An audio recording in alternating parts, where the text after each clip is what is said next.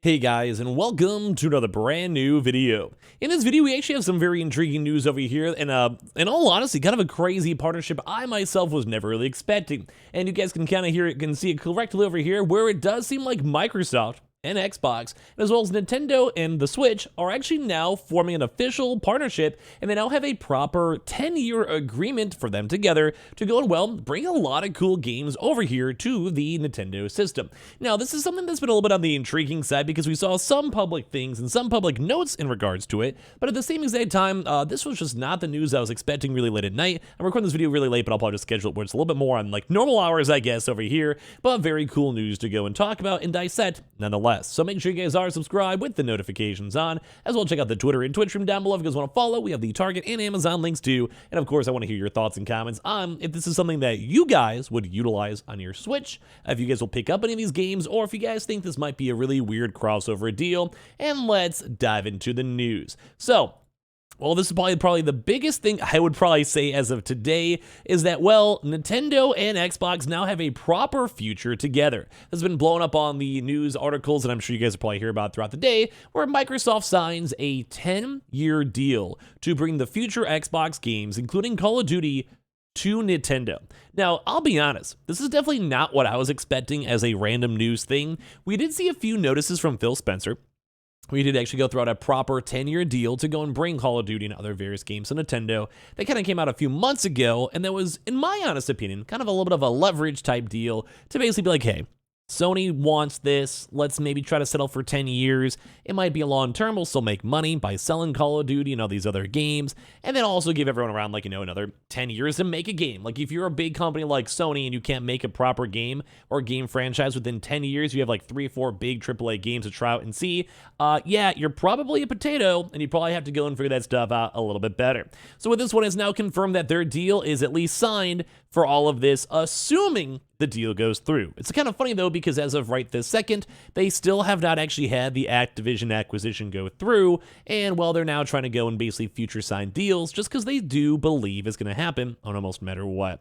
So Microsoft President Brad Smith announced that the company has signed a 10-year deal to bring Xbox games, including Call of Duty once it's acquired, to Nintendo players. Now, I think it's actually a very, very important distinction right there, where I want to remind you guys, it's not 100% guaranteed that the Activision acquisition is going to go through, but that also means we have a lot of various games like, say, Halo. And I'm not really sure why they're going to be throwing up games like Halo or maybe even Forza on the Nintendo, but it could be a valid, proper option.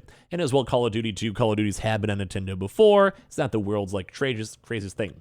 The signed deal means that Microsoft is living up to its promise to the Federal Trade Commission that it will make Call of Duty available to other platform companies like Nintendo if its $69 billion deal to acquire Activision Blizzard is approved. Smith said in a tweet, "This is just part of our commitment to bring Xbox games and Activision titles like Call of Duty to more players on more platforms." Now, I also want to go and say for this one, I like this. I think at the end of the day, it's weird because Xbox is such a staple part of the gaming community, although it's weird as well where it's not really.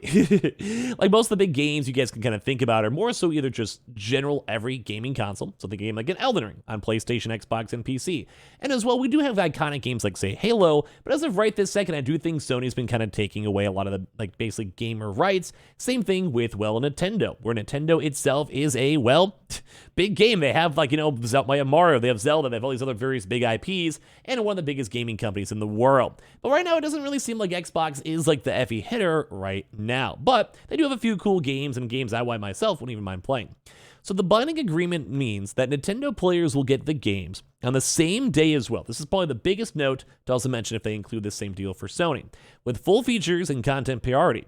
So they can experience Call of Duty just as Xbox and PlayStation gamers enjoy Call of Duty. Now, I got almost like a little bit of a second subject on this one.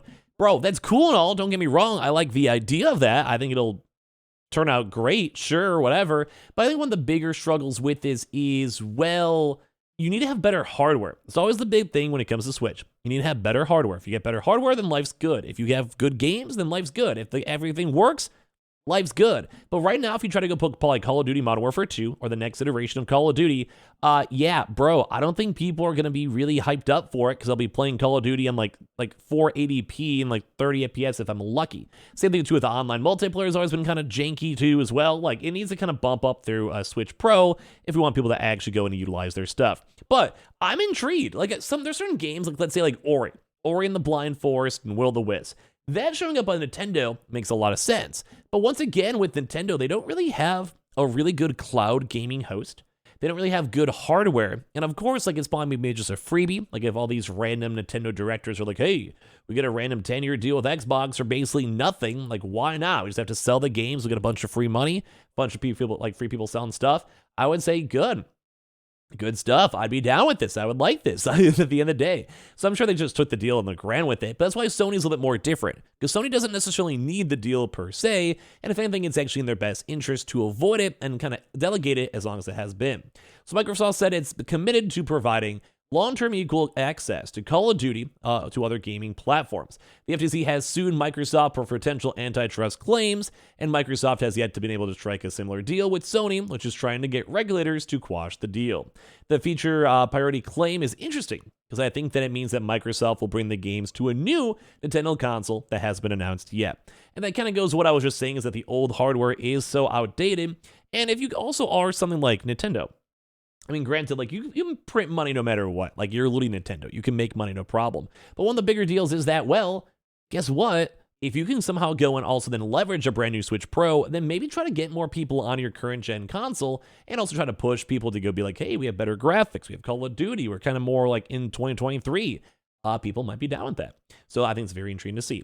So the feature priority claim is interesting because that for them, it means that Microsoft will bring the game to a new Nintendo console. As such, a machine would be able to run a full Call of Duty game, and the Nintendo Switch isn't capable of running a full Call of Duty game that they believe I'm in the same boat. I think the wording is very careful. Microsoft said it is bringing the games to Nintendo gamers, but did not specifically say it is bringing games to the Switch. Once again, Nintendo gamers.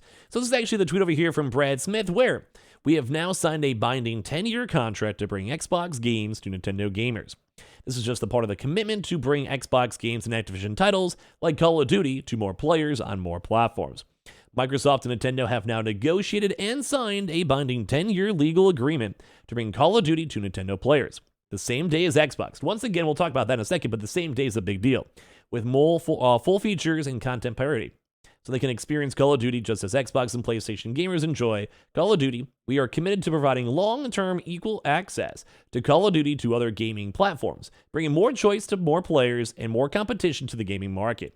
Now, a big thing's going to be really too, as well as on the price. You guys can even see what Jeff Keighley over there saying price parity too. I'm assuming it'll probably have the same price. I'm going to hope they kind of stick with that $60 mark. Although with them trying to bump up their price, that $70 price. Same with Nintendo on The Legend of Zelda, brand new game. Same with Call of Duty. We may actually go and see a $70 price tag. Now, I'm not very happy with that. I think most of you guys would probably agree. So let's go and hope for the best. And let's go and assume that that's not going to happen, because that just isn't going to be cool.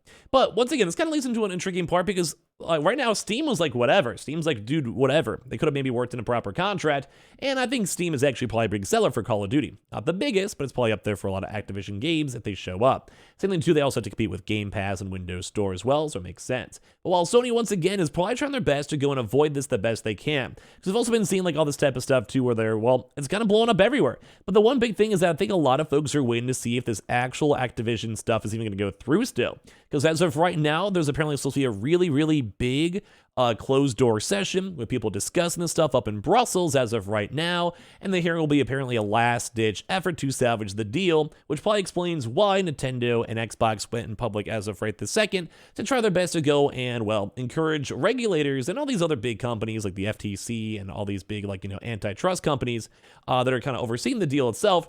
Well, they're probably trying their best to get the big media wave they can as of like right now with people like me and all these news articles to go promote that, like, hey, this deal might be good and people might be excited for Nintendo and all them working together and everything in between. It almost might have been like a little bit of an interesting marketing ploy too as well, because in theory, if the deal never goes through, then they can just go and wash the deal. They get a bunch of free promotion and press, and it kind of looks like they were trying their best for their whole gaming community to try and, well, make this deal actually go and happen. So very kind of big news throughout the day.